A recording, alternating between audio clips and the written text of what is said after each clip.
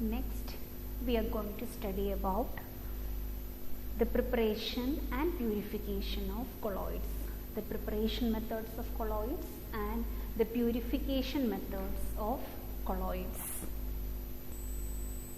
The first method is through chemical reactions, and there are 4 methods of preparation of colloids coming under chemical reactions, and they are by double decomposition method, by oxidation reaction, by reduction method, and the last one is by hydrolysis. So, the first we are going to study about the chemical methods of preparation of colloids. So, the first chemical method is by double decomposition method. By this method, we are preparing arsenic sulfide salt with molecular formula As2S3. Arsenic sulfide salt is prepared by double decomposition method by passing hydrogen gas through arsenic oxide. So, arsenic oxide will be changing to arsenic sulfide and H2S will be changing to water. So, arsenic sulfide salt preparation is the example for double decomposition method. Second method is by oxidation. By oxidation, we are preparing sulfur salt. So, sulfur salt is the example for the preparation of colloid by oxidation method. Sulfur salt is prepared by the reaction between sulfur dioxide and hydrogen gas. So, and the next method of preparation is by reduction method. Gold salt we are preparing by the reduction method. Gold salt is prepared from AuCl3 by the reaction with formaldehyde or methanol, that is HCHO. So, here AuCl3 will be reduced to gold, Au salt. And the last method of preparation is very important because it is practical related. Ferric hydroxide salt is prepared by hydrolysis. When we add ferric chloride to boiling water, we get ferric hydroxide salt. So, these are the 4 methods of preparation coming under chemical methods: double decomposition, oxidation, reduction and hydrolysis.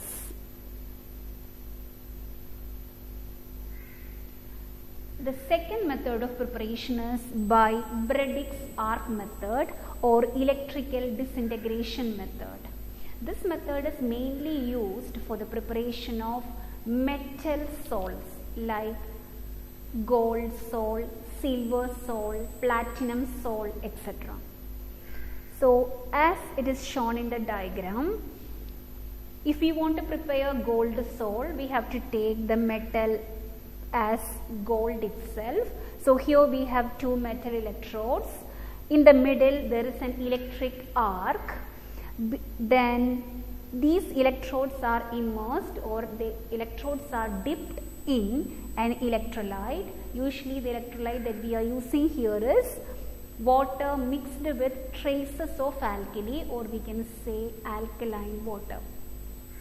Now, surrounding this you can see ice bath, because in this method the principle behind Bredick's arc method is there is dispersion as well as condensation. So, for condensation we are using this ice bath. Now, when we have to apply a very high voltage across this metal electrodes. So, when we apply a very high voltage, what happens is that these metal electrodes or the metals will be vaporized. Now, due to the presence of this ice bath, these metal vapors will be condensed to colloidal range. This is the way how we are getting metal salts by using Bredick's arc method. So, it is used for the preparation of salts like metals like gold, silver, platinum, etc. In this method, an electric arc is struck between the electrodes, and the intense heat produced vaporizes the metal and which then condenses to form colloidal range. That is why the principle behind Bredig-Sark method is dispersion as well as condensation. So this is the second method of preparation of colloids. Now the third method is bipeptization. What is the difference between a colloid and a precipitate?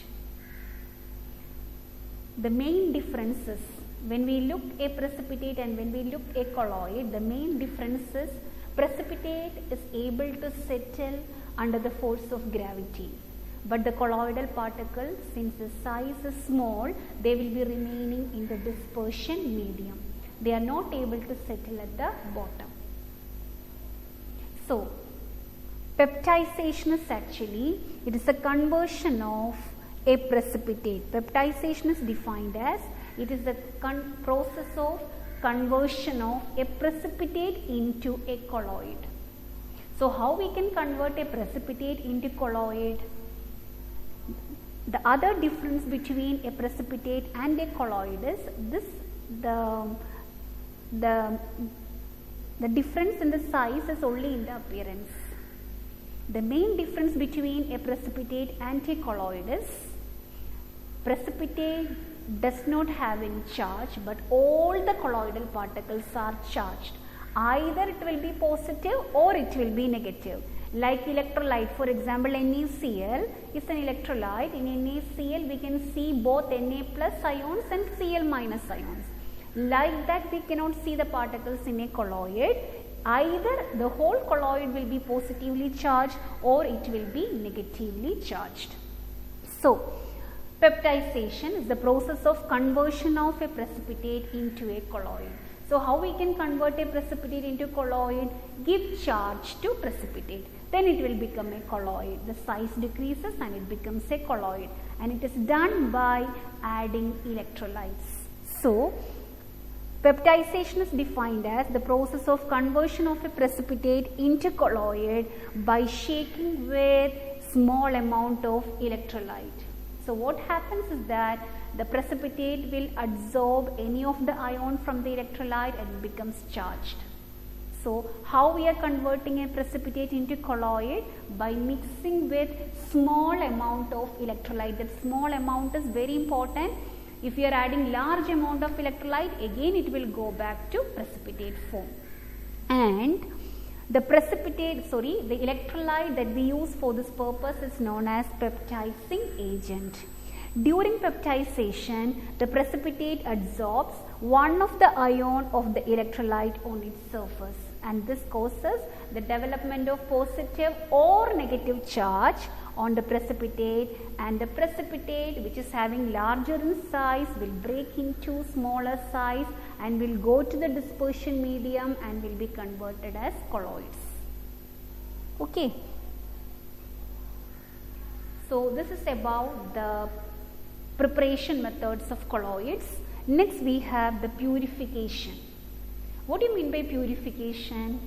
Very simple, it is the removal of impurities. So purification of colloids means it is a process of removing impurities from a colloid. Now, so the main impurity present in a colloid is the amount of or the excess electrolyte present in a colloid. So the three main methods that we use for the purification are dialysis, electrodialysis and ultrafiltration. So the first method is dialysis. This is the diagram that the setup that we use for dialysis. The colloid that we want to separate, if we want to purify, that we have to take inside this vessel. It has a dialysing membrane. Membrane means it is permeable. Only the colloidal particles cannot pass through this membrane. Only the electrolyte ions, because the electrolyte means the size of the particle is very small. Only that very small particles of electrolytes can pass through this membrane. So the impure colloid containing excess electrolyte we have to take inside this membrane, and water will be pumped from bottom and will be taken outside from the top. So what happens is that along with this water flow, all the electrolyte impurities will be removed along with this water, and the colloid, the pure colloid, will remain inside this membrane. So the apparatus used for this purpose is known as dialyzer, a bag of suitable membrane which is permeable only for the movement of electrolyte particles, and the molecules and ions can diffuse through this membrane into the outer water, and the pure colloidal solution will be left behind inside this membrane. Now usually the dialysis process is very slow. So in order to make it faster, we can apply electric field. So see the diagram. Here we have an anode and cathode. In the first diagram, this was absent, that was a normal dialyzer. So here we are using electrodialysis. So if we apply an electric field, the dialysis process can take place faster. So the other principles are same. So to make the dialysis faster, we can use electrodialysis. Now the last method of purification of a colloid is by ultrafiltration. We know how to do filtration. Usually we are doing filtration by using ordinary filter paper. That means the filter paper that we use for doing ash test. Can we purify or can we filtrate a colloidal particle by using this normal, by using that common filter paper? No, because the ordinary filter paper is having large pore size. So if you are pouring the colloid on this, the whole particles can come out. They can pass through this pores. So ultrafiltration is done by, so what we have to do is, we have to reduce the size of pores in this ordinary filter paper. Such filter papers are known as ultrafilter papers. How we are preparing? So what is the difference between ultrafilter paper and ordinary filter paper? Ordinary filter paper will be having large pore size, so we cannot use for the filtration of colloids. But in ultrafilter paper, the pore size is very, very small, so we can do the filtration of a colloid. Now how we are preparing an ultrafilter paper? Because the ordinary filter paper, first it will be dipped in a solution called collodion. Collodion is actually a 4% solution of nitrocellulose in a mixture of alcohol and ether. So first we are dipping the filter paper, ordinary filter paper, in collodion mixture. Then it will be hardened by using formaldehyde or formalin or methanol. Then finally we have to dry it. So first dip in collodion, then harden by using formaldehyde, then dry it. We can reduce the pore size. Such filter papers are known as ultrafilter paper. The filtration using ultrafilter papers are known as ultrafiltration.